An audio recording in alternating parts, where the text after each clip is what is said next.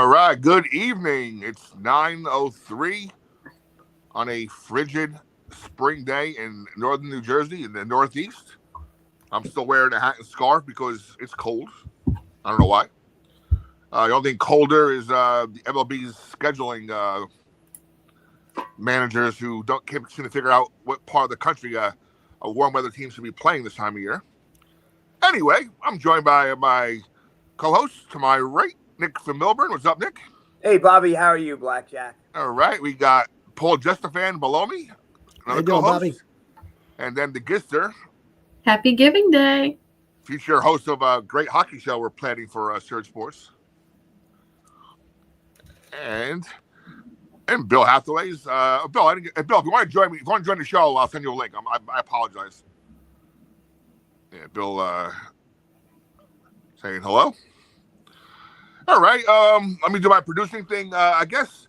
Well, a lot. Is this when you think we're winding down the obviously basketball season, women's basketball season, men's basketball season. The Final Fours are done. The women's basketball is done. Stuff like that.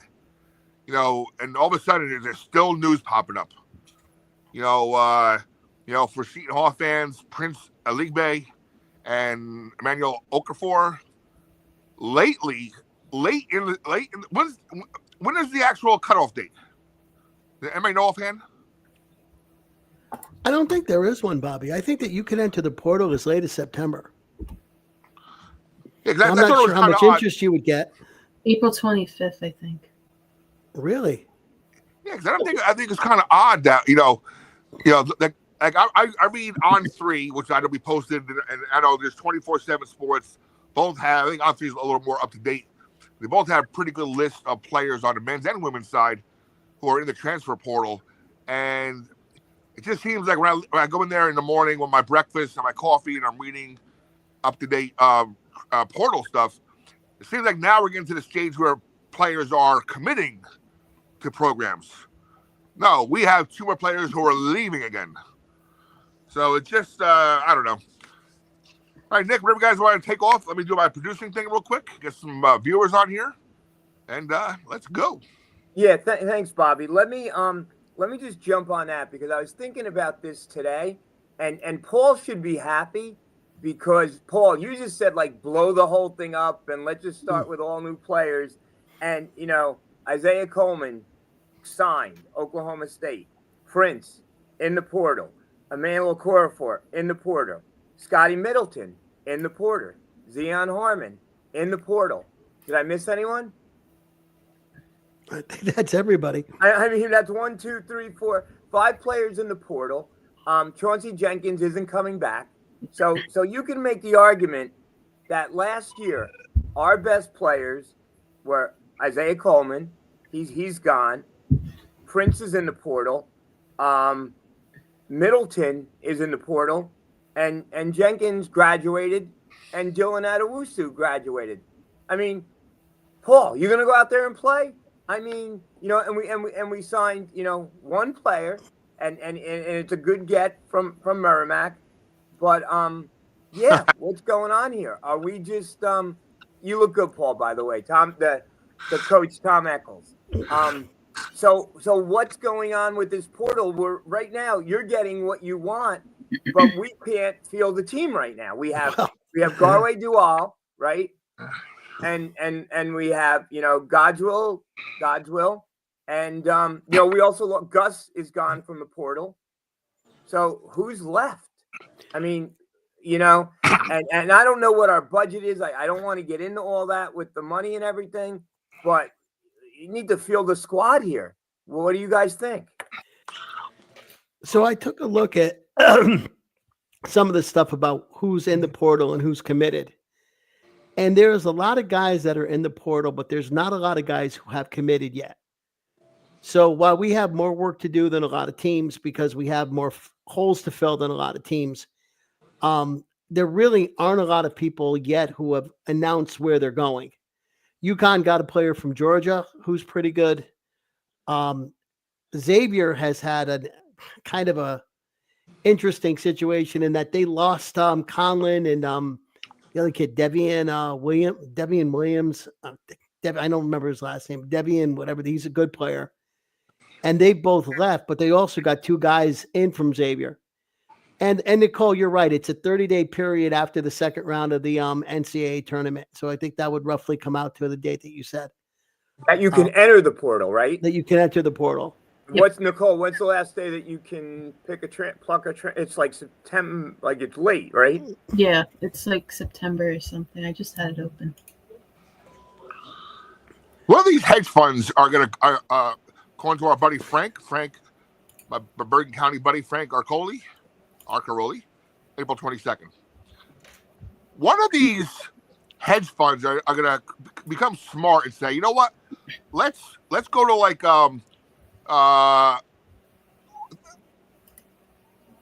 give me a small school somewhere, right? Like one of those little trade schools that say college at the end of them. Let's go buy that school and let's just find 10 players in this portal every year and put them out there and make a team out of them. Well, that's what happened in high school, right? Like all these high schools, Monteverdi and all these, like out of nowhere. What's the one in Oak Hill in Virginia? It's like a little Bible school with like 100 kids, and all of a sudden they get like basketball players and they're on the map. And I was watching ESPN, and Jay Billis said this, and he thinks if you have money, like you said, with the hedge fund guys, or if you're a vitamin water guy, or if you have an Under Armour guy, Kevin Willard, or something like that, you can all of a sudden go from zero to being the best team in the country. Like BYU signed the #1 high school player in the country. I mean, the opportunity is there, but you need money. You need funding. Absolutely. And so again, I'm hoping that we start to see some guys coming over, because this is when it has to start happening now. Yeah, pretty much our whole team is in the portal. Again, I didn't see anything in Prince Alegbe that led me to believe that he had this great upside. We're not. Coleman was the best starter that we had that's gone. I haven't seen any, none of the guys who have gone in. I mean, we obviously need bodies, but I still have some confidence that Coach Holloway is going to go to the portal and come back with players that were better, that work better than the team that he had this year. But Paul, that's a lot of holes to fill right now. Oh yeah, he's got to get 7 guys. We lost, plus Dylan, plus Chauncey. I mean, there's some talent there. I thought Prince was going to be a starter next year. I'm like, where's he going? That he's going to leave an opportunity to be a starting power forward in the Big East. Where's he going?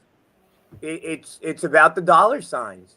And I will add, and we have no idea. I mean, I don't know. Maybe Seton Hall should hire Nicole Gizzi to do Onward to Tony and raise money for what she's doing for.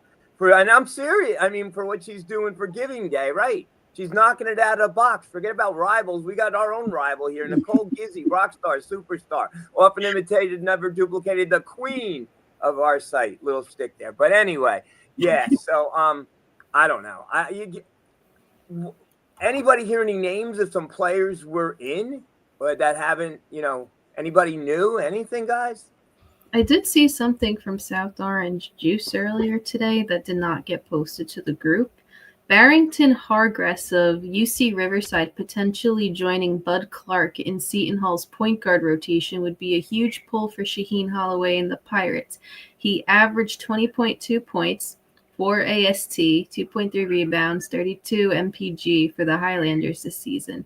And his final 3 schools are apparently Georgia Tech, Seton Hall, and Colorado. He's considered one of the most underrated mid-major players this transfer cycle. He will be on an all-conference team next year. Number 54 transfer available per 247. Number 54? Transfer available per 247.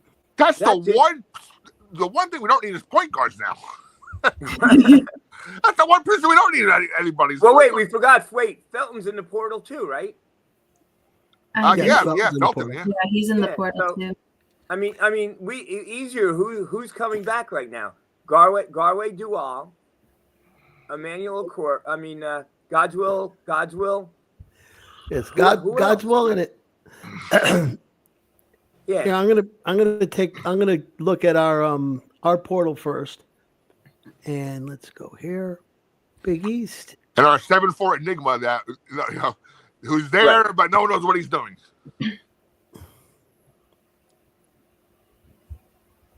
Unbelievable. I mean, yes, you can go to the portal. That's what Coach Tom is saying, and come back, and that's what happened with Dylan last year.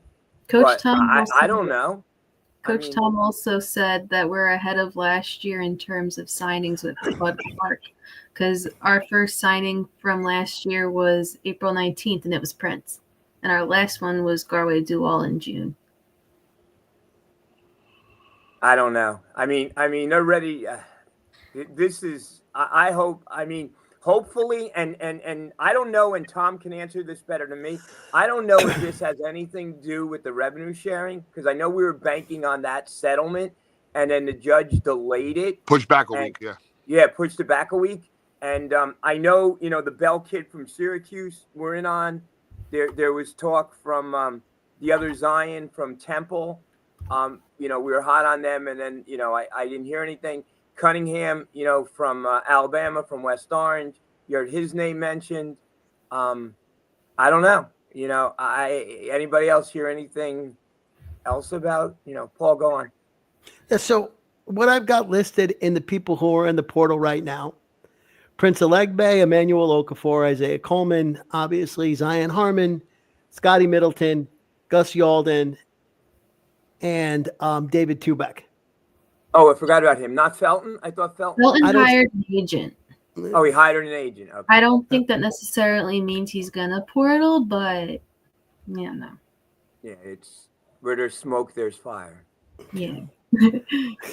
On the women's side, I saw a pretty interesting. Again, I haven't talked to Coach Boz in a while, but there's like a junior or senior forward from Notre Dame, one of your top women's programs in the country right now, who's from New Jersey and is in the portal. Ooh. So I'm curious to reach out to Coach Boz and see if obviously he'll know who she is and if there's any interest there. Because I think if there's one thing we need on the women's team now, we have probably the best backcourt in the country, but we need some front court ladies as well. Speaking of our Lady Pirates, Florida State transfer Mariana Valenzuela committed to Seton Hall earlier today. She's a 6'2" junior that averaged 3.5 points per game last season. She's from Florida State. All right, here we go. My big concern is what's going on around us. Yeah. St. John's brought over Bryce Hopkins from Providence. Yep. UConn just picked up a kid from Georgia, and none of their big three are in the portal. Solo Ball is not in the portal. Caravan is not in the portal. And I thought he was gone. I thought he was a senior, but he is only a junior. And the freshman, what is his name? McNeely. McNeil. Yeah. He might be going for the draft. I heard. Oh, he's a lottery pick. Yes. Yeah, Well, Lottery pick. but they've got guys coming back. Now, the other thing that was interesting is, Rick Pitino, who's always very, very caring about his the welfare of his players, right, Nick? Oh yeah, absolutely.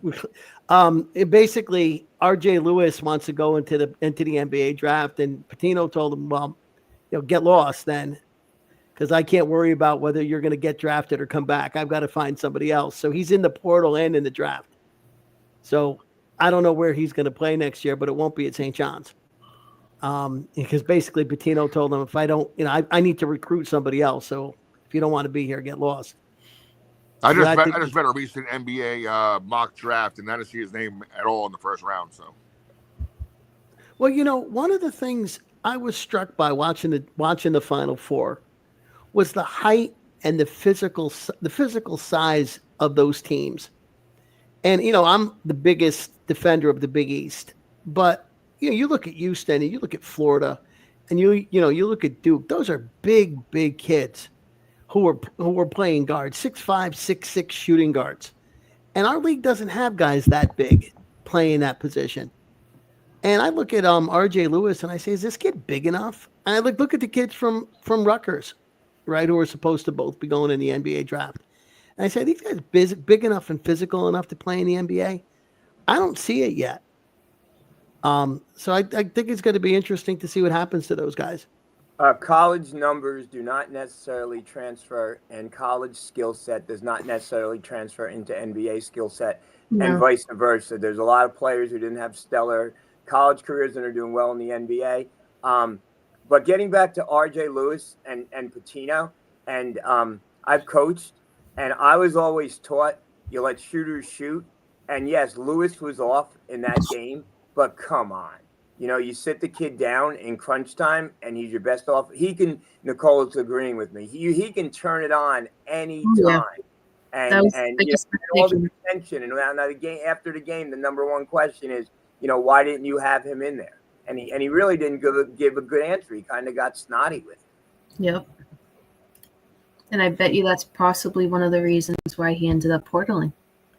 Well, he said 5 times that wasn't the reason. So that's got to be the reason, right? That's the reason, right? Right. Right. When it's not about the money, it's always about the money. Well, methinks thou doth protest too much. Nicole, talk to us about Giving Day. Okay. I was waiting for this. So I know I've been posting a lot in the group about Giving Day. I apologize if I've been a little too over the top with it. Nicole, that's what a fundraiser has to do. Yes. And you did it with style, class, and elegance, and we appreciate your efforts. Of course. And I personally believe that having some type of personality tied into it kind of helps to generate those. It does. It does. They're just putting this on a Facebook post and saying donate.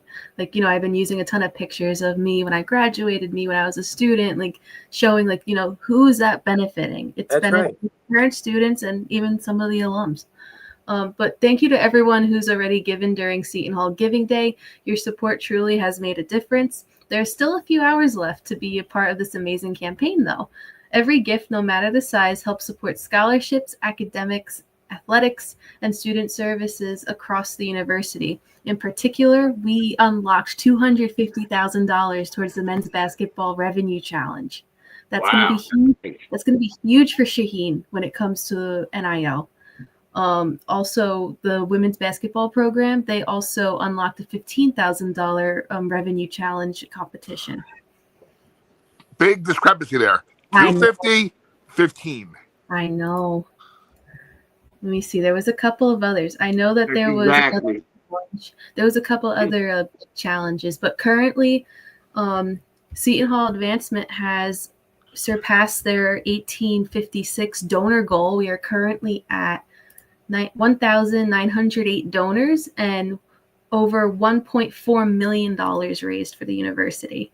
As of 6/21, the swimming and diving challenge, they needed 4 more donors to lock up $10,000.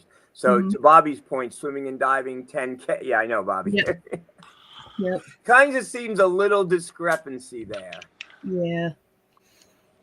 But it's insane to see how many people offered challenges and have had so many donors achieve those challenges so that we get additional money for the university. Every gift helps. And there's even a couple of WSOU challenges in here that are a little on the low side, but maybe if some donors from WSOU could start ramping up the donor numbers, that might be able to help them. Now, Nicole, I'm going to put you and Nick on the spot a little bit, and even Bobby, because I'm not a Seton Hall alumnus. Okay. When I was growing up in Connecticut, Quinnipiac University was a commuter school. Okay, it's where you went to school if you didn't get into Southern Connecticut, and they used their law school, their relationship with Gallup and polling, and their hockey program, which plays in the same conference as Harvard and Brown and RPI, to kind of raise the entire profile of the school. And people now, of your age, don't think of Quinnipiac as a big parking lot near Sleeping Giant State Park. They think of it as at least a regional university. What's the goal for Seton Hall? Where does Seton Hall want to be in terms of academic standing, athletic standing?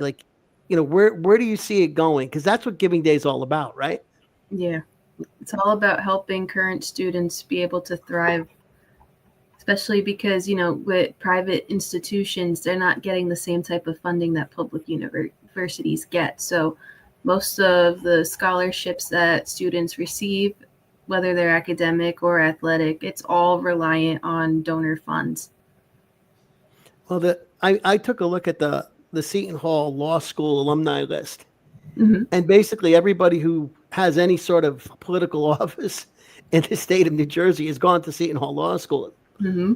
So, you know, you kind of see that as, that's where we want to go as a college, that we're, thinking about going up to a University of Notre Dame type, East Coast view. Is that sort of where it is, or do we want to just stay to be the premier college in New Jersey?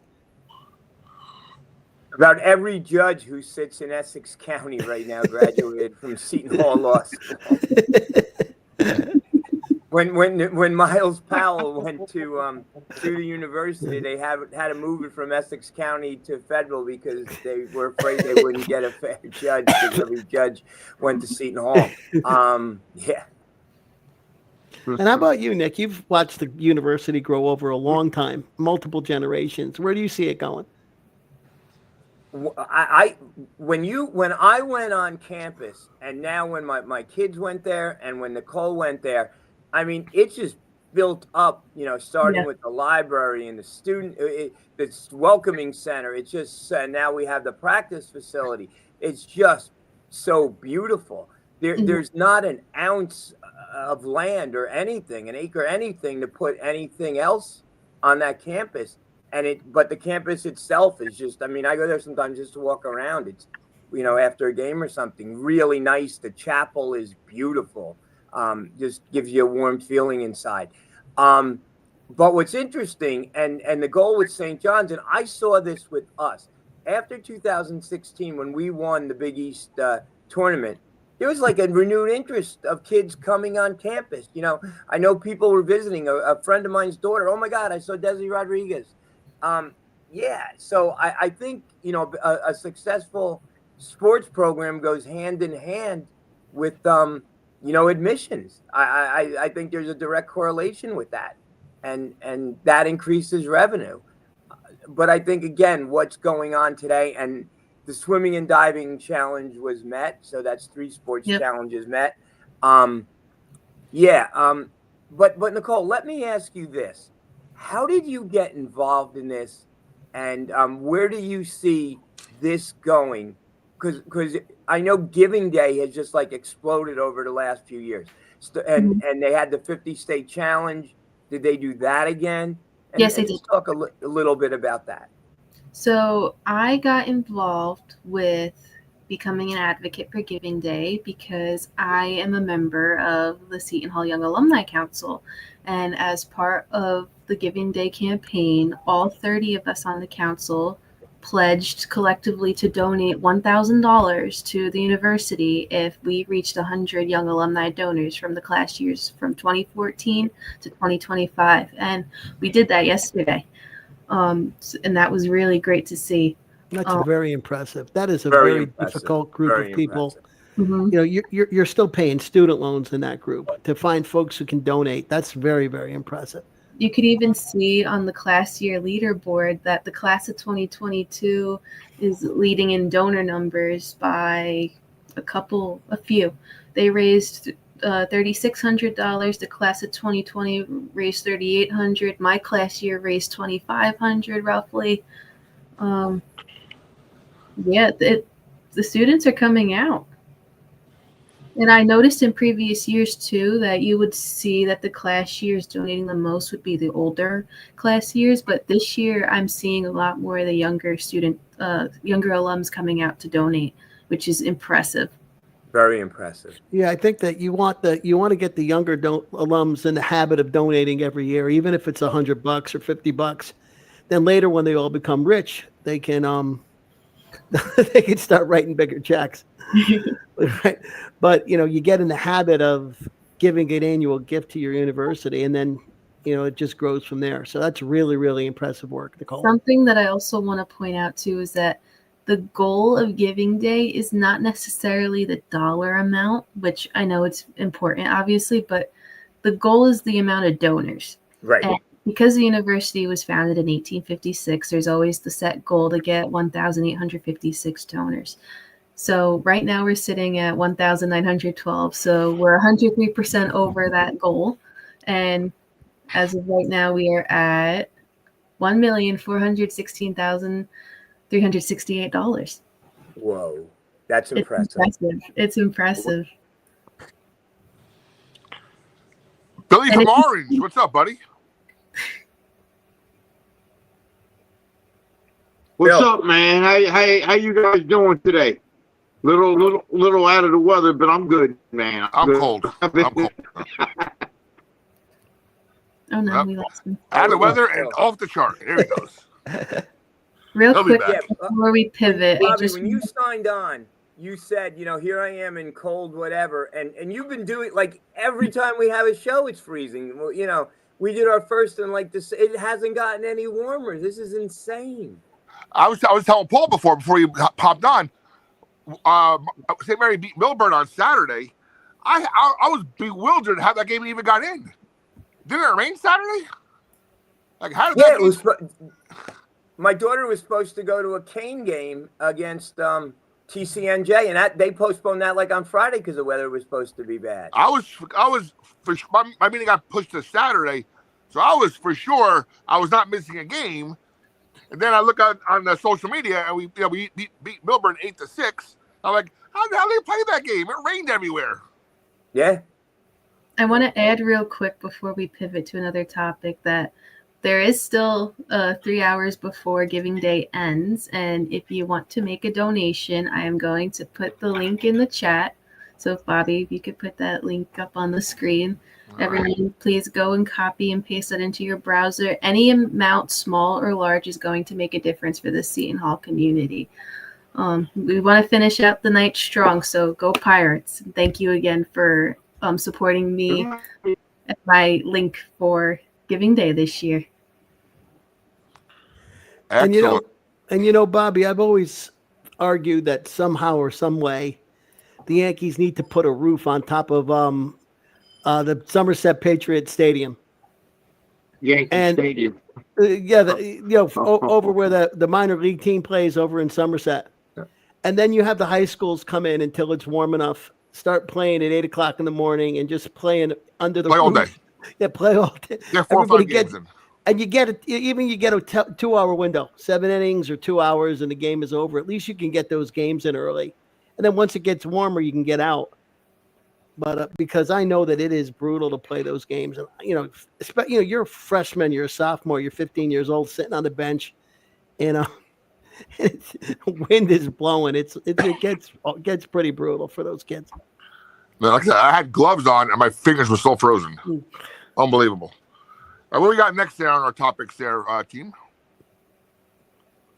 Well, we haven't really talked a lot about the championship games. And what happened there. So I was very surprised. You never see Duke blow a lead like that. That was really, really shocking to me that Duke would blow a lead. And then I was also really surprised that Houston managed to do the same thing the next night. Having done that to Duke, I could not imagine that they were going to blow a lead. On the women's side, I think, Nick has been talking all along about how Paige Buckers is the best player in the country and UConn's the best team in the country. And they never, they weren't even challenged in this tournament. I mean, I don't think they played a single close game. They were challenged all year, but they did lose, right? Yeah, they lost to Southern Cal early, I think. They lost a couple of games early. They were kind of banged up early on. He had trouble. I mean, they lost the scrimmage, and he was a little upset about that. And then the AZ Fudd didn't play at the beginning, and they had and they just started clicking at the end, and they were easily the best team in the country. They were they were playing together. They just took it to a whole new level. And when I saw them come into Walsh, I just saw Paige shift gears and just took it up. And the thing about Paige is, she's the best player on the court without being the best player on the court. She just reads the game. When she needs to score 30 or 40, she will. When she needs to get other people involved, she will. when she needs to take the double team and get away from it, she will. Yeah. So you know how high I am on Paige, and Nicole is too. And that was just great. And I was saying in my whole coaching career, when little Leonard Santos at 8 years old would come up to me, Coach, what's the score? 0-0. It's not 0-0. You play like it's 0-0. And Paige said, after they were going to the finals, our record's 0-0. It doesn't matter what we've done. It doesn't matter that we beat them. 0-0, brand new game. We stay focused. And that's a coach talking as a player. And I totally love that attitude with her. Totally. And then after the game, so humble. She's thanking the men practice players. She's thanking the managers. Nobody does that. Nope. Come on. And Nicole and I and my son Nick saw her at Seton Hall. Every little girl got her autograph. It's just she's going to be such a great ambassador to the game. And if I was starting a team today, I would take her over Caitlin Clark, hands down. Hands down. It's not even close. Sorry. Speaking of Caitlin Clark, I saw something today that Lucy Olson might actually get drafted by the Indiana Fever. Yeah, she was one of the highest rated women in the portal last year, and did well for herself. Yep. When's that draft? It's coming up, right? Sooner. I think next week, if I'm not mistaken. That's always tough. I mean, you get it come out right out of the tournament, and then they have the draft, and then the women's season starts in a couple of weeks, right? Is it right? It's so quick. That's a lot of basketball for a 22-year-old who's used to playing 30 games. Well, that's why Caitlin Clark had such a rough start last year. If you notice, her season went on the upward trajectory after the All-Star break, when she got a chance to sit down and have a breather. Yep. Yes, but that's just one of the reasons. I mean, I think that whole league was gunning for her. Yeah. And I can't blame them. I cannot blame the rest of the league, saying, hey, listen, we were actually had a league before Caitlin Clark showed up, and she's going to have to take her lumps just like everybody else. Welcome to the big leagues, girl. And I imagine that's going to happen to Paige when she starts to play. I don't think it'll be at that magnitude. I think they're totally different players, and they have different attitudes. I really do. I don't think Caitlin Clark's attitude helped her any. Caitlin Clark's jacked this year, folks. She's jacked. She went to the gym this offseason. Oh, really? I haven't seen her lately. Really? Jacked, yes. Wow. Well, the other thing is that when you look at, it's again a little early to talk about next year in the women's game, but UConn has, what is it, Sarah Strong? Is that her name? Sarah Strong is back. Yeah. She's going to be a player. I mean, she already is a player as a freshman. Yeah. And Izzy Fudd's back. Izzy Fudd's back. Yeah. And they also have a pretty highly rated recruit. I think they have one of the top 30 recruits coming in. But the other thing that I found interesting is I looked at I think it's the Girls Hoops, is the magazine that it puts it out, GURLZ. They had and I mentioned this our last show, all the top recruits are going to LSU, South Carolina, and a couple of teams in the Big Ten. So again, UConn, I don't know how much new talent's coming into the Big East. So UConn is going to have a very good team, a new, very good player, a couple of people who are going to be mature, and a league that, again, is not going to be all that competitive. So, I could imagine them having another 27-1, 26-2 season going into the tournament. But you got to remember, and Bill from Orange and Bobby, he loads up on a non-conference schedule, though. Oh, absolutely. He's the type of coach where, he can go in there and get that, get them key players because they got the finances, the NIL money. They're always loaded. You know what I mean? But it's been the championship, women's championship game, South Carolina, unfortunately that day they didn't have it. They just have the key players like you guys said, Connecticut is loaded.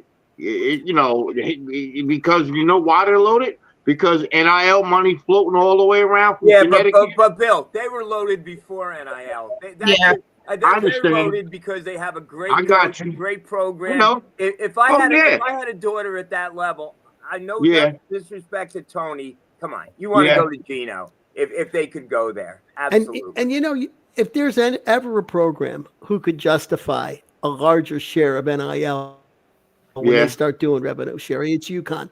They play the Big East tournament at the Mohegan Sun Arena because of UConn. Because they're of drawing UConn, that's right. They're drawing 12,000 people to the XL Center. Yeah. For women's basketball games. I think they did that more than once this year. They have the tournament. The NCAA tournament is always within driving distance of Connecticut because of the following that team has. Mm-hmm. And I don't have to like Gino Auriemma to admire what he's done with that program and what he's turned it into. Do you respect him? You know what, Nick? What? Nick, I respect him. He's a great coach. He's one of the great coaches in NCAA women's basketball. He brings the product to the program. You know what I mean?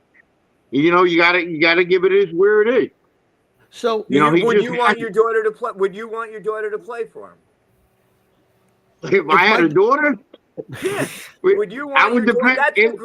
That's the greatest compliment you can give a coach. Would you want your daughter to play for that man? Would you trust that man with your daughter? Well, to be honest with you, I'm being honest with you guys. I'm being honest with you. I think that over the years, it would be her choice. Gino had the rep for a while of running up scores. Now you look at Paige's minutes this year. I don't think she played more than 30 minutes in a tournament differently, obviously, but right. She wasn't playing 36 minutes in those blowouts. She was right. And he had 9-10 women playing 17, 18 minutes. He is Adrian Griffin's daughter, right? Yeah, and the more so that he's parceling the minutes out, that he's become a little bit, I think, less emotionally intensive on the women that coach. I think he's mellowed a little bit, and with that, it's hard to certainly you have to respect him as a coach. You have to respect him as a guy who's built a tremendous program. Okay. That I might want to still punch him out if I saw him in a quick check is a different problem entirely. And they don't have quick checks in Connecticut. I think it would be the Duncan up there that would be the problem. Yeah, but they have Panda Express on the I-95 rest areas. That I love. By the way, it'll be interesting. I would like to see with this whole NIL NCAA settlement coming down any day now. The perception, right, is that for the major colleges like Big Ten, SEC, 75% going to the football program, 15 to the men's basketball. That equals 90, right? 5 for women's basketball, 5 for other sports. Right. Yeah. I'm curious to see how the UConn pie gets split because both the men's and women's program are more elevated than their football program. So I would like to see how that split looks like when it finally occurs. Well, what I understand, one of the reasons that Kevin Willard decided to leave Maryland was that he felt that his program, which, went to the Sweet 16, was being left behind for, a Maryland team in the Big Ten football that's, Maryland's never going to be better than the 5th best team in the Big Ten in football, right? Penn State, Ohio State, Michigan, before you even start talking about anybody else. And I think part of the reason he left was he wanted to go to a school where he didn't have to compete with football for NIL money. And Villanova's got a ton of money. And they brought in the guy from University of Oregon to be their athletic director. He knows how to deal with money. He's been dealing with Nike money for a long time. And I think that was probably one of the reasons that motivated Willard to come back to the Big East. So I think you're going to see a lot of that. I think you're going to see it at UConn. I think you're going to see it at Duke. I think you're going to see it at Kentucky. There's a lot of schools that have they used to call, I guess it's still FBS programs, that the basketball team is going to say, hey, listen, I'm here at Rupp Arena. I got 27,000 seats and I'm selling them all for $100. What do you mean I get 10% of the revenue? And I feel too, Nicole, you were talking about the swimming team. Yep. Everybody has to get money. I think that one of the elements of the settlement is that every athlete has to get something if there's revenue sharing. But you gotta wonder players on a baseball team who are, they start playing They're playing in February. They're going down and spending 2 weeks in Florida, and they're walking away with enough NIL money to, I don't know, buy a new pair of cleats. It's not going to be a lot of money for the non-revenue sports. To your point, Seton Hall Athletics had over 856 donors, raised over $419,000. Wow, that's good. Wow. Now, see the latest. That's dedication. Yeah. I don't know if you guys and gals have noticed the latest trend I'm seeing. Remember, we keep saying how we need a GM. Right. Well, the latest trend is the now role of assistant GM, which is really a former or current player in the NBA giving back to his alma mater. Stephon Curry is Davidson's assistant GM.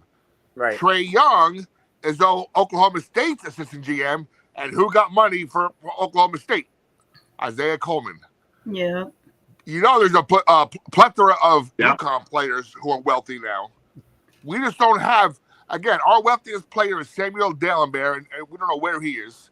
And Sandro's only making $2 million a year, right? So he's not in a position to really give back that much just yet. I hope he gets a big contract. I mean, I hope he get him out of San Antonio. By the way, let him get a chance somewhere. But my point is, we don't have that assistant GM position where we have a really known athlete out there that can contribute like that. Maybe in baseball, maybe Biggio, maybe Mo Vaughn, right? But we don't have any athletes that can fulfill that position like all these major programs have. There's always, Texas can get Durant to put money in. There's all these big schools have a really well-known current or recently former NBA player. We don't. We don't have a GM right now. No, We got an assistant GM. Yeah. Look, we all love this university. That's why we're here. We love the program. Not knocking anybody, but you look at, other schools and, why can't we have that? Why can't we follow that example? Tell you, Andre Barrett should be I think he's a perfect candidate. He worked for the offices of the NBA, the G League. Bobby, I agree with you. And you talk about. I would agree with you. The topic of having a GM or an assistant GM. What about and going back to what Nick was saying at the very beginning about I said blow up the whole team and I got my wish. There are 2,000 players in the portal right now. Okay, who's going to be able to find the 9 that are going to be competitive in the Big East that nobody else knows about? Right. How many people do you need to scout and look at these kids, go beyond their numbers? Right. We're talking about a kid from UC Irvine, the Anteaters. Has anybody seen UC Irvine play or Merrimack?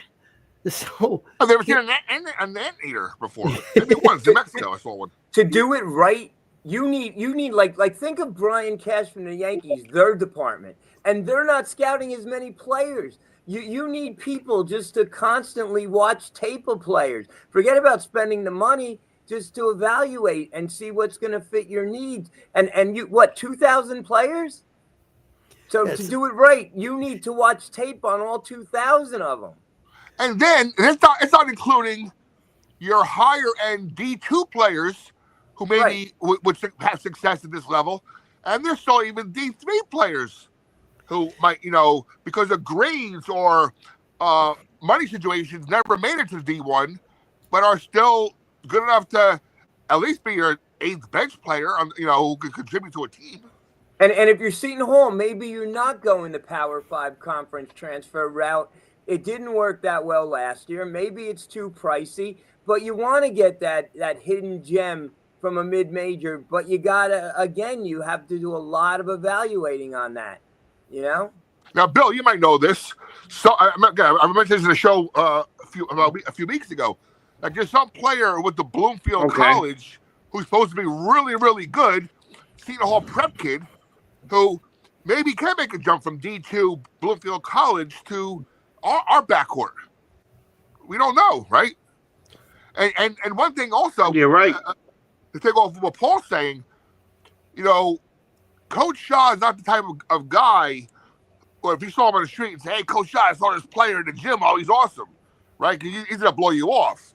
I don't think Coach Boz would, but maybe what we need is more eyes out there to say. And maybe there should be some kind of like hotline and say, "Hey, I saw this guy. He's eligible. It looks really good.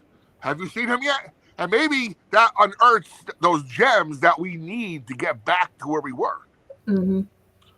I've done that. I was at a high school game a few years ago, and I saw a kid, and I projected out. He wouldn't quite be Seton Hall's level, but maybe a school like Fordham. And my son's friends with one of the assistants, and I shot him a text and said, you might want. And he said, "Thank you." Yeah, in my Surge Pro-Am League last year, I mentioned this. We had a couple coaches from St. Peter's watching one of our kids. Yeah, and that kid this year at Westchester Community College averaged 26.7 points per game. So he's going at least D2. And does Shaw know about him? St. Peter's does.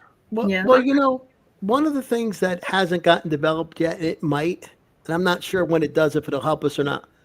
But if you look at the way high school recruiting works, right, there are certain AAU coaches in certain places, and that's where the best players go through.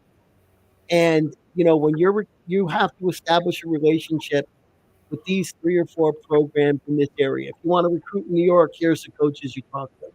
If you want to recruit in California, here's where you go. We don't have that in terms of the transfer portal. We don't have a group of mid-majors that are developing kids that we're taking. That hasn't happened yet. And at some point, it very well might. At some point, Shaw may need to get all the Seton Hall alumni coaches who are around and say, "Look, we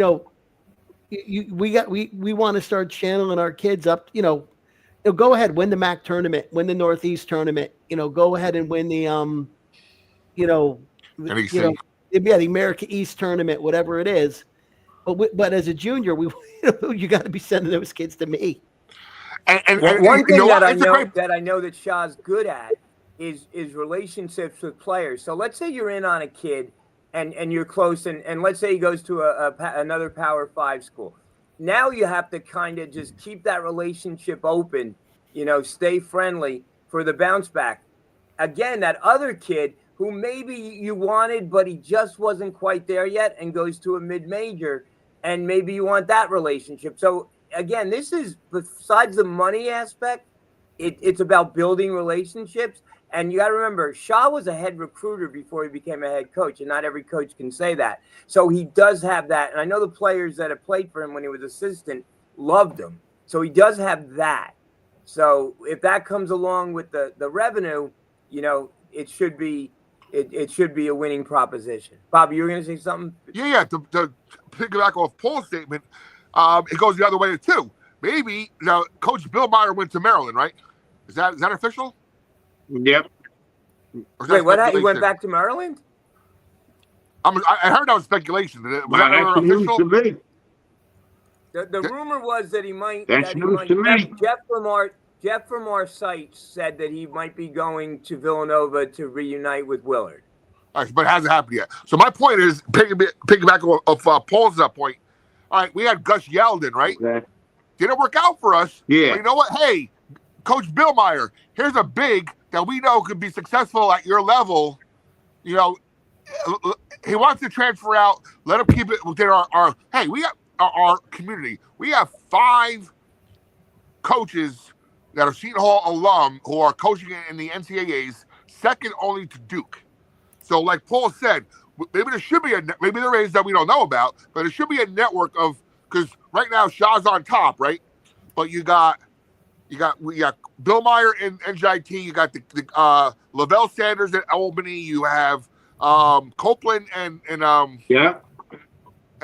there in Wagner, and there's somebody else too, right? So maybe there should be some type of internal system that if one of those players look really good and they're ready to transfer, hey, why don't you look at Seton Hall? And if we have somebody that should be I agree with that, Bobby. I totally agree with that. If somebody should be delegated, I think something should happen. I agree with you.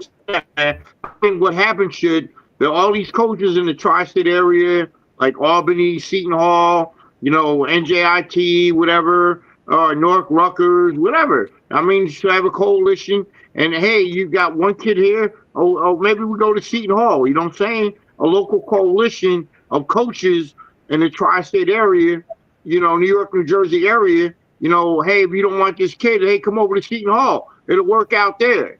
I don't know how easy that is, but Again, that's why I would do. It's about relationships. So Nicole, you're a big Sandro fan. Where did Sandro go to high school? I have no clue. Paul, where did Sandro go to high school? I'm sorry. Sandro went to high school in Monteverdi in Florida. Okay. Who was the coach of Monteverdi in Florida? Kevin Boyle. Kevin Boyle. Who was Kevin Boyle's connection with Grant Billmeyer? St. Patrick's. So there you go. Boom. So, guys, you're right. It's all about relationships. And we know damn well if, God forbid, Coach Shaw gets a job tomorrow at a bigger school, right? Who's our next coach going to be?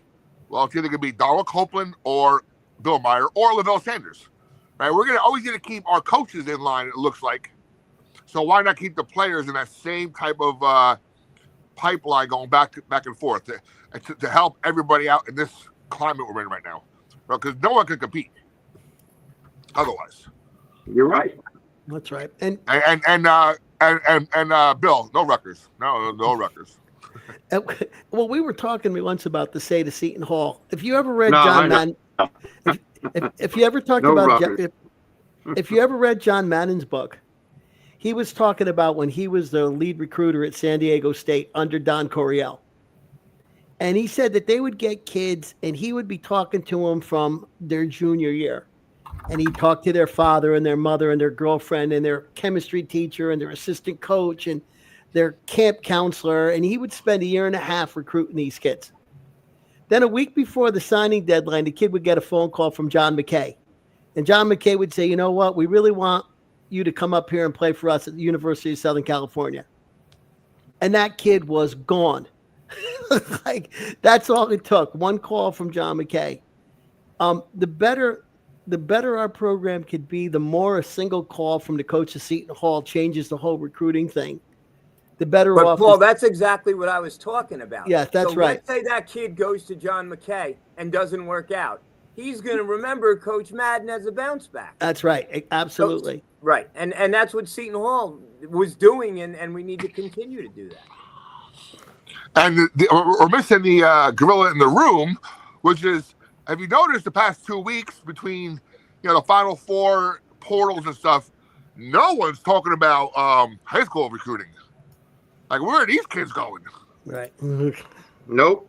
So to add on what we're talking about, so these high school kids, unless you're really, really on top, are going to end up at Wagner, Albany, NJIT if you're smart enough. Who am I missing? There's another coach out there that's there's 5 coaches from Seton Hall. I'm missing somebody. Shaw, Copeland, Bill Meyer, Lavelle Sanders. Yep. You're missing the big one. You're missing the big fish. Who's that? Come on, Paul. Your favorite one My of your favorite coaches. Danny Hurley. Yeah, all right. There you go. All right. All right, Yes. Danny Hurley. All right. I just straight there to speak. But Copeland, Sanders, and Bill Meyer are, kind of the 3 that are running mid-major programs who are Seton Hall alum. Yep. But no. By the way, did Shaw and Copeland ever make up after that fight 2 years ago? Who knows? Oh, it was nothing. It was nothing. My son got a lot of TV time during that fight. But yeah, it was. Yeah, Frank, we got it. We got Danny. I don't know if there was a delay, but Paul and I came up with Danny. By the way, I've said this before, and I'll say it again. Danny Hurley will be a Seton Hall coach at one point in his life. There's something about his family's legacy in the Essex County area and Hudson County area that will draw him back to Seton Hall one day. I don't know when, but I can see it. By the way, if the day he puts on the blue sweater and is standing on the sideline, everybody who hates him will love him. And it'll take 20 seconds Well, that's like, and Bobby will know this, Billy Martin, right? If he's your coach, you love him. If he's your manager, if he's not, you hate the guy. Well, But I love Danny. I love Danny no matter. I love Danny. Danny stuck up for us. I said this before on this show. When we got cheated and snubbed last year, and Frank, our friend Frank knows this. Danny stuck up for Seton Hall when our own commissioner didn't stick up for us. Danny fought for us. No, I remember and that I respect him for You're that. right. Did you guys see the 60 Minutes thing on Danny? Yeah. What did you think about Mrs. Hurley? I thought she was amazing. Oh, I yeah. love that. Oh, yeah. He'd come and she'd like, no, keep that nonsense out of my house. It's a game. 50% you win, 50% you lose. And the announcer goes to her, so you don't like get upset if no one's setting a high ball screen? She goes, high ball screen? I don't even know what that is. I don't care what that is. And the announcer goes, you don't and Danny's like, no. And she's not playing to the cameras. That's really her. And she's a perfect balance for him. Absolutely. I mean, don't forget, his dad's the greatest high school coach in basketball history. So St. Anthony's. And all we're missing since last week, all we're missing in the Big East is Bobby Hurley coaching one of these teams. Yeah. It's gonna happen eventually, you know. Yeah, imagine. Both Patinos. You got Willard. You got Shaw. You got Hurley. Like it's. Do we know why? Maybe Paul or Nick know this. Do we know why Gino Auriemma is a women's coach, not a men's coach? Was that ever brought out to like why he chose that path instead of the other one? I actually wanted to and I know Gino coached his son because he coached him against the coach Tom Eccles, and Tom gave Gino a run for his money in the AAU circuit. But I was going to ask Coach Boz that way. How did he how do you get into the women's area and get those connections with the recruiting and everything? And not the men's. I was always curious about that myself, because it seems once you go one route or the other, you stay there. Very little crossover, right? Yeah. Yeah, I'll work on getting Coach Boz to get soon. Yeah, I can't think of any coach who's coached both a major college men's and major college women's team. Can you? No. No. That's a good point. It's a good point. Good question. and the Big East will eventually have top coaches up and down our lineup, because we're going to be the one group of 5 conference, for lack of better terms, who do not have, like we said before, who do not have football money to divide up. So we're going to get a little bump from that at some point. When do you predict that? I mean, I'm not really. I never went to law school. I know a little bit about what do you think the judge is dragging on with this? It appears that there are a couple. I didn't know this. I was reading this I'm a big CBS sports guy. That's where I read most of my information. And it seems like there are a couple of college and high school athletes who are a part of this. So they may be delaying that. And plus, don't forget, they're also going to be paying all the players from a certain point forward who played in the NCAAs. They're getting some money as well. So like Romero Gill and Ike, now Nicole, works with Ike. Ike will be getting a check eventually from this as well for being a player during that time period. It's even going to go back a little further. I think to like Desi, Kadeen, ish, that group. Yep. So we're in a really unique spot in college sports right now, and as much as we love our Seton Hall and our Pirates, we're just not a big school. Didn't somebody post today in the group about rankings of colleges financial wise, and we were like on the bottom? Wall Street Journal. Yep. Hold on, I could pull that up real quickly. What are the metrics with that though? What did they base that on?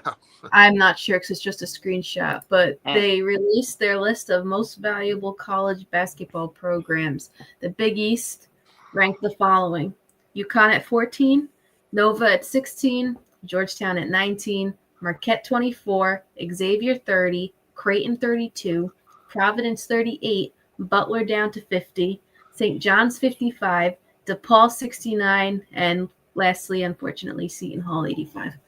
Yeah, I don't know what defines valuable, because St. John's has New York City. They have a lot more money to spend. I don't understand what I get Villanova and UConn being at top of any poll like that, but I don't know. Well, if you as you was going through that list of the schools in that order, my mind was just quickly racing. Think of the NBA players, right? They come from a majority of those schools down at the top of the list. Even St. John's doesn't have that many players in the NBA right now at this moment. I just opened the article. North Carolina Chapel Hill is the highest valuation. Their team has the highest valuation in the sport at $378 million. Let me see, where's Seton Hall on here? Oh, so there's dollar figures attached to this? Yeah, Yeah. I don't know. I gotta read that to see. Well, where are we at? Seton Hall University. There's no record of. There's nothing filled in for cash flow, but revenue, $11,600,000, and enterprise value, $46 million. For us? Yes, for us. That's for Seton Hall. Almost 300 million less than the top school. So, again, taking a quick look at the article, it looked like what they tried to do is say, if this program was a pro team, how would we evaluate it? Right. I'm surprised that St. John's playing in New York City and in Madison Square Garden is so low. I'm surprised. You know, I mean, it doesn't surprise me DePaul's higher than we would think, being in a big market like Chicago. And it doesn't surprise me that we're among the lowest because New Jersey's kind of a strange sports market. Mm-hmm. Nicole, who are the top 10 in that list? Top 10. We've got UNC Chapel Hill, Duke, Indiana University Bloomington, Ohio State University main campus, University of Louisville, University of Arizona, Syracuse University, University of Illinois Urbana-Champaign, University of Kentucky, and at number 10, University of Arkansas. And before you comment on that, I actually have the women's team's worth as well. They're ranked 44th on the list. Their adjusted annual revenue is about $4.5 million, and their enterprise value is $26 million. And first on that list, as no surprise, it's UConn with an adjusted annual revenue of $12,200,000 and an enterprise value of $95 million. Go women, go Boz. Here we go. What surprises me of that though is like UConn and Seton Hall are in the same league and get the same TV deal. Yeah. Right. So your revenue streams are merch. I'm sure UConn is great in merch. Ticket sales, I'm sure they're great in that. And then you get something going to the NCAA tournament too, and then your TV deal. Mm-hmm. You know, I would have to imagine what the you know how people were complaining this past season, like the men are on Peacock and the women are on Flow. Like maybe because of the immense popularity of the women's team for UConn, they're getting a hell of a lot more subscriptions, hence money back in their pockets from a split of that. It says here, too, that the numbers are the product of a regular study conducted by the author, who begins his research with a simple question. What would these teams be worth if they could be bought and sold like a pro sport? Exactly. He answers so the women's team is 18. He studies revenues and cash flows while making financial projections about the team's sustainability. In a way, it's no different than it would be if he were analyzing the value of any other business. But he does caution that while he's calculating what the financials say a team should be worth if it were put up for auction, the real price could dwarf that because sports franchises are rare assets. Mm-hmm. So, at what point does a prominent women's basketball coach at a power school start protesting that they're not getting enough of the share publicly? Yeah, like that really hasn't started yet, but you know what's going to happen if they're only getting 5% of that 100% pie.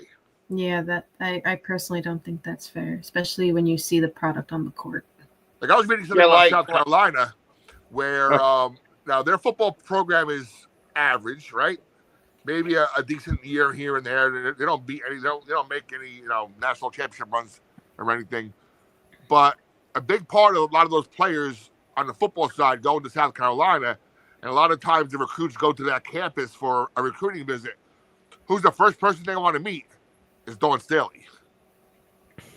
Now, at some point, it's going to mean something where, hey, I'm only getting 5% of this pie. I don't want more. I'm doing more for your program than you're doing for mine at this point. Well, I think that we're going to have to just look at money, Bobby. I think we're going to have to look at TV ratings, and we're going to have to look at attendance. I keep on raising the UConn women's attendance because to me, that's saying that's a program that's just as popular in Connecticut as the men's team. And now you can actually start making the case that we're bringing in just as much money. We're selling just as many jerseys. We're selling just as many tickets. And we deserve this, we may deserve more than the men because we are bringing in more money. I think that it has to get to that point. I think that we're seeing a greater popularity in the game on the women's side. The TV ratings continue to go up. And at some point, I think that it will be comparable. But I think that there's one thing we know about all these people is they're all greedy as sin. And they will do what, they will go where the money is. And it doesn't really matter if the women are practicing just as hard or playing just as well or doing the same 4-hour practices that the men are. When Coach Boz can get 12,000 people in a Pro Center, he's going to get money, and that's what it's going to take, I think. Let me jump in with the ratings right now because you made a great point about ratings equals sponsor, which equals revenue and cash flow. Men's NCAA Final Four, record-breaking, 16.4 million average. Women's this year, 3.9, and down from the Caitlin Clark year of 10.8. Victory for there Nicole you go, and I. right there. Yeah. Victory for Nicole and I. Well, yeah, but that's really a bad thing. You don't want the women's game to be based on a fad. No. Say what you want about. She's a great player, but she was also a fad. She became a rock star, a celebrity. Yeah. Paige didn't do that. She's not her personality. No. Here's the problem with the women's game. And I posted this. I've said this. I think I posted it on my one of my things, by the way. That women's game on Sunday should have been at night at 7:00 prime time. Yep. I agree with you, We're in Bobby. the middle of sports blah because football is done. The draft's in a few weeks. Baseball is way too early right now. It's too cold. And with the immense increased popularity of women's basketball, 2 years in a row now, even last year's game with Caitlin Clark playing in it was 3:00 on a Sunday. Right. When you're in the middle of all these primetime men's games, why isn't that game at night? And because they're looking at potential. They're looking at potential viewership. They're looking. Hey, Bobby. Bobby or Nick could probably. Bobby or Nick could answer this question. So you guys are talking about the streaming and the Peacock, and the NCAA. What are we going to say, Nick? I was going to bring up the idea of the Big East, the Big Ten, the SEC. Some of those games were on Peacock too, but in reference to the Big East, don't the schools get that any money towards their program if it's on Peacock? Well, they sign a contract. The Okay. basketball programs, they have a contract, and then it's split. The revenue. Well, I'll give you a quick example. Okay, yeah, that's what I wanted to know. I'll give you a quick example. I'm putting the beginning touches to Surge Plus, which will be a Peacock and Flow Sports. Okay. I already have it designed where, whatever fee I get per subscriber per month, X amount is going to the program, X amount's coming to my end. And I think it's a win-win situation because then money's going for some of these smaller high schools and lower level pro teams who thrive and need money to survive. That's going to be a boon for them. And so, there has to be some kind of split between what we pay for Peacock, and maybe how many people sign up for Peacock just to watch Big East sports. That has to be a lump sum that goes back to the league itself. And last thing was we were talking a little bit about the settlement, and I know we're starting to run out of time tonight, but I was reading a little bit about what some of the people who are criticizing it are saying. Okay, at the end of the day, what we've basically decided is that college basketball players, men and women, and college football players, are going to be paid to play their sport. They're going to get a compensation package that includes tuition, room and board, and some amount of money. Okay? And we've all kind of agreed that that's the way it is. And we're calling it NIL, but really what it is a package to pay these kids. Yeah. Now, the people who are doing the paying can't sit down collectively and say, we're only going to pay this much and come into some sort of an agreement that doesn't involve the people they're paying. That's Collusion. That's right. That's Collusion. all. That's against the law under the federal antitrust laws. Yeah. That's restraint of trade. And the criticism is always going to be that until the athletes have some way to collectively bargain and agree to these things, as athletes and representatives, there's always going to be somebody who's going to say, hey, listen, you can't just arbitrarily put these rules in place. I could have gotten more money if these rules weren't here. And so what the NCAA has been pushing to not let these kids be employees in a university. I think they absolutely have to be employees of the university. I think that tuition needs to be one of the fringe benefits of their employment. And I think that they have to be in a union. And once that happens, then they can decide if they're going to have a salary cap or if they're going to get insurance policies against their pro game or how much eligibility or all the things that they could collectively bargain together. As long as they don't have a way to agree to whatever the settlement is, it's always going to be vulnerable to lawsuits. And so I agree with you, because if you're an employee, then you have a contract, right? And if you're an employee at the university, if you're a math professor, you can take extra classes. Your kids can come and take classes for free, tuition at Seton Hall. So yes, it is a fringe benefit of working for the university. But it would also give someone a contract, a 2-3 year contract. Because right now it's, everyone's an unrestricted free agent for 1 year. It's the wild, wild west. By the way, has anybody seen Cooper Flagg's report card this year? Has he taken classes? Is anybody monitoring that? I just want to point out real quick, I just refreshed my dashboard. Someone just made a donation that's literally tied my funds that I raised from last year for this year. Wow. Congratulations. Wow. $1,594. Congratulations. Great job, Nicole. Good job, Nicole. Great job. That makes me so happy. Great job, Nicole.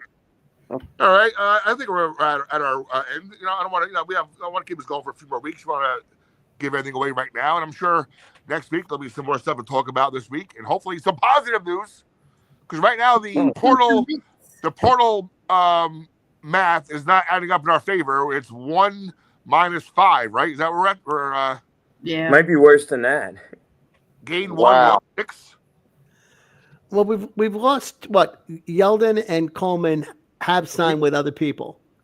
And we have 3 others in the portal. And we have one player that we've gotten out of it. Yeah. And we have one player who hired an agent, presumably, to go in the portal. Right. But it's By the way, dragging Zay his Williams just liked our show. We have to get Zay on the show these days. Right? Zay hasn't been on yet.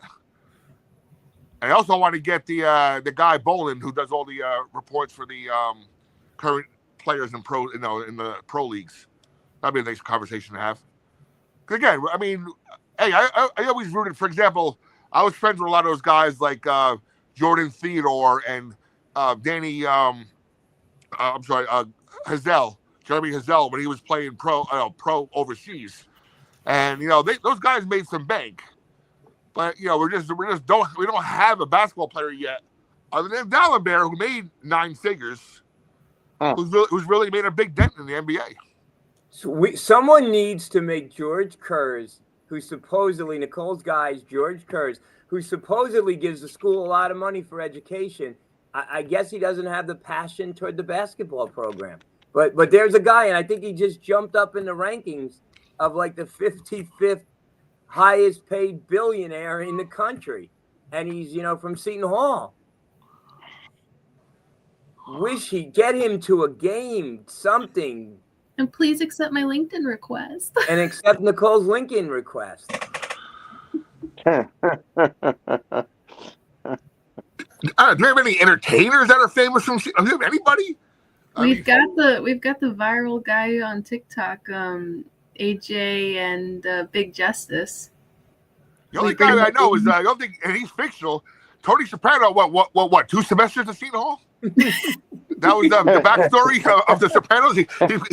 He lasted 2 semesters in our campus. Did anybody? I mean, anybody remember the show The Rifleman? No. No. I've heard of Chuck it. Connors, who played for the Chuck Brooklyn Connors. Dodgers, went to Seton Hall, who was the Rifleman. So yeah. Well, we need somebody to break through and do something in somewhere where they're visible and they're passionate about Seton Hall sports, because we're behind 8 ball here. We are definitely behind the 8 ball, and if you look at our rosters right now, do we have any NBA players coming down the pipeline? It looks like our best pro prospect is probably Jada Eads right now. Yeah. And she's 2 years off yet. Again, and WNBA salary is way different than the NBA. You know? Yep. I don't know. I think Something's got to give. I think it's interesting too, because it's so unpredictable right now what the WNBA draft is going to look like, because so many of the top 10 draft picks, they're opting for an extra year of college instead. So I tell you, and for your point, Paige Buchers does not want to go to Dallas. No. And that's the number 1 pick is Dallas, and she does not want to go there. No. She may pull a Eli Manning and say, you know what, But ironically, the Connecticut team is rebuilding, and they really could use her. Imagine her on a Connecticut team. Yeah. And I mean, you know got what player in the NCAA tournament, or in the women's NCAA tournament, even though they lost, whose stock jumped, was the Van Lith girl from TCU. Hilly Van Lith, yes. Hilly Van Lith, yeah. She's projected to go 9th, I believe, with the LA Sparks. Mm-hmm.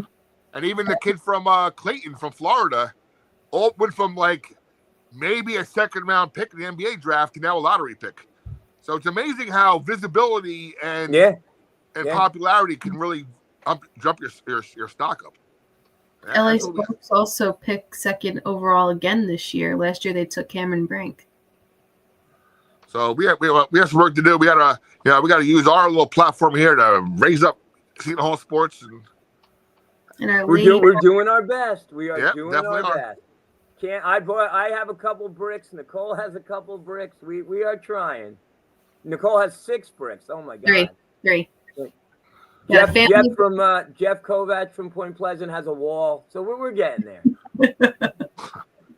He needs to come on. Yeah, we have him on the show one of these weeks too. Yeah. Maybe that's part of. I think it's part of our structure going forward too. Is like, let's get a super fan on 1 or 2 a show for a 15-minute segment, because it's interesting to see what their fandom looks like and what they see from their point of view. We're pretty much all aligned here with a little minor wrinkle here and there. Clark, by the way. But, and by the way, pretty. Now, Bobby, I'm giving you a homework assignment. All right. Oh boy. Next our show, I want to hear what your take is on Aiden Robbins. Who? Aiden Robbins. Anybody here know who he is? No. Hitting .429 as a sophomore for Seton Hall's baseball team.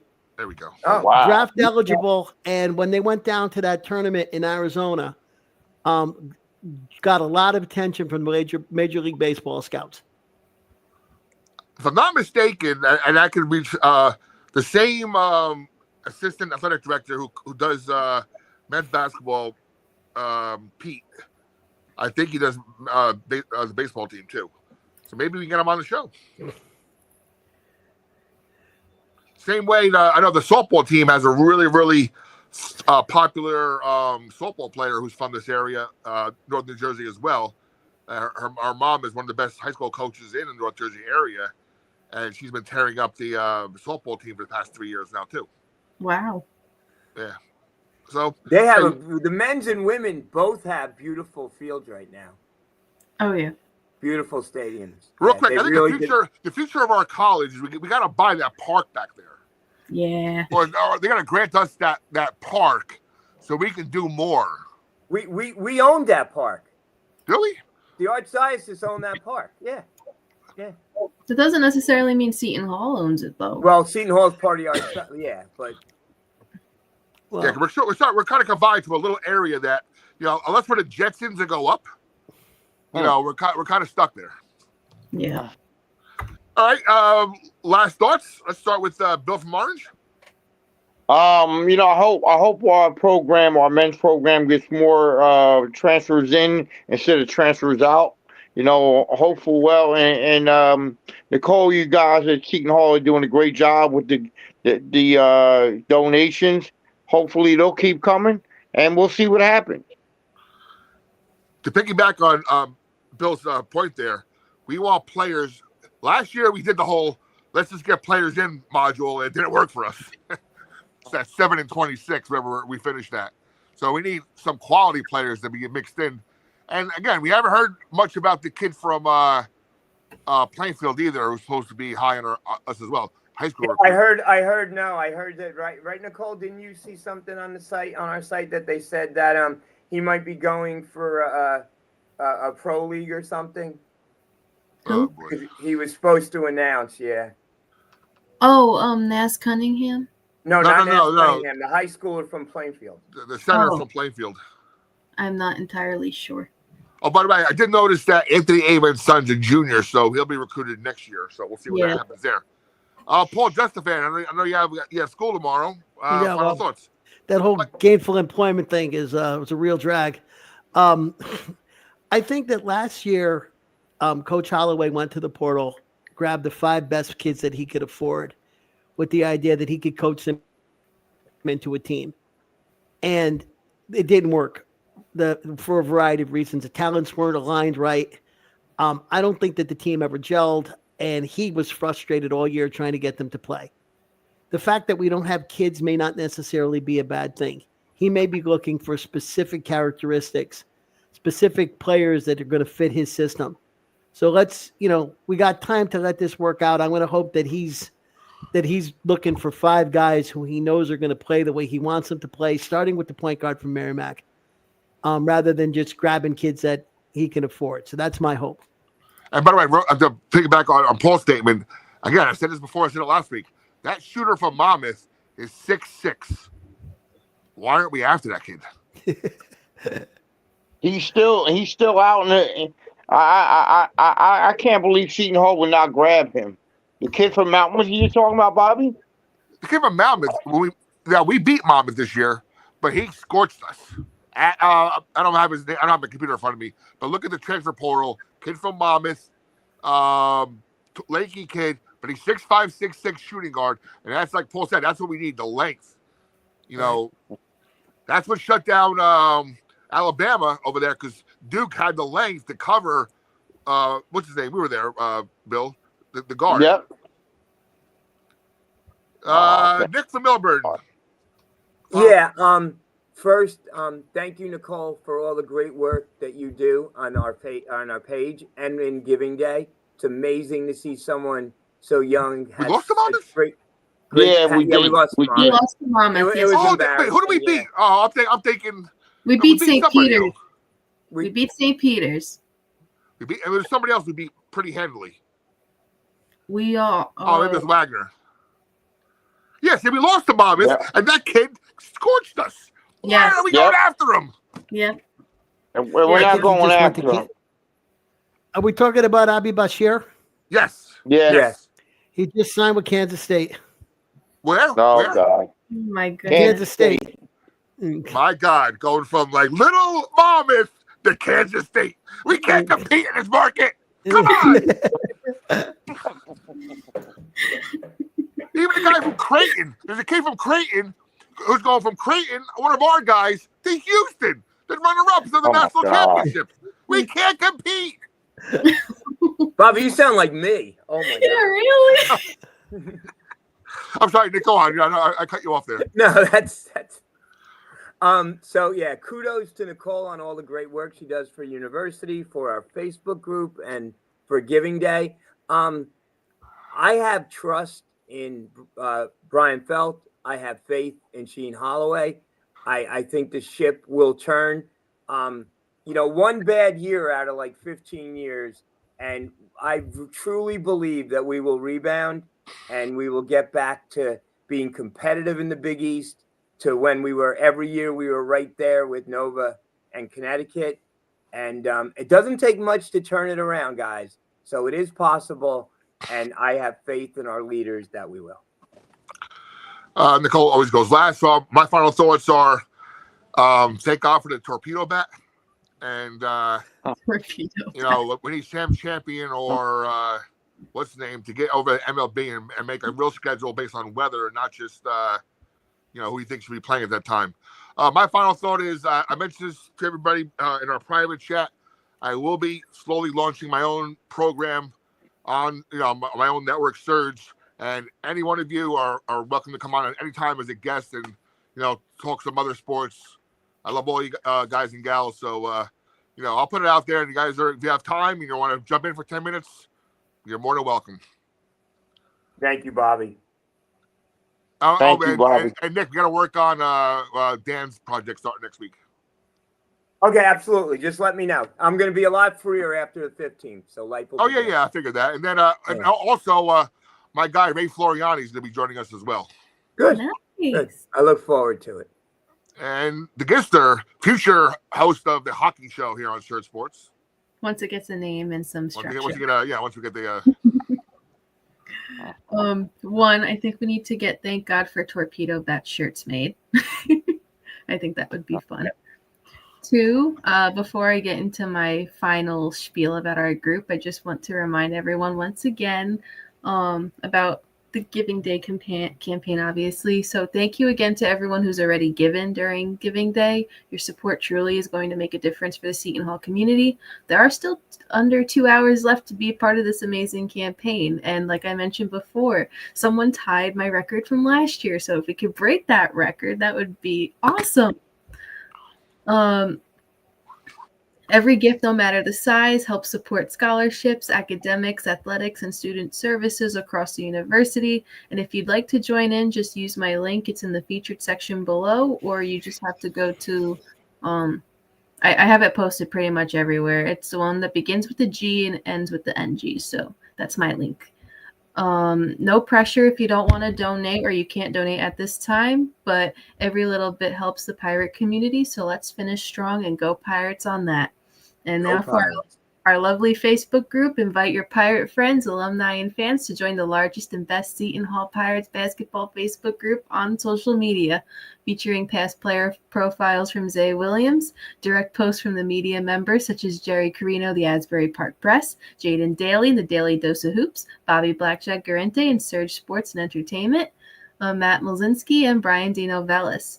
We also have group-exclusive live shows, including the Coach Boz Show, the Pirates pregame show, which we'll pick up once the new season starts, obviously, and our midweek show, Hall Hoops and Happenings. Thank you again, everyone, for joining us tonight, and go Pirates! Nicole, quick question for you. Nicole, where are my socks? Do I get socks? What? Do I get socks? I donated. Did I miss the socks thing?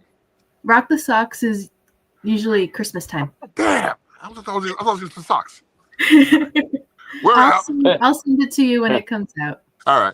We're out. Have a great week. Good night, guys. Hopefully, this time next week, or we do a show again, it's about 25 degrees warmer, and I'm not wearing winter wear. Good night, folks. Bye, guys. Good night.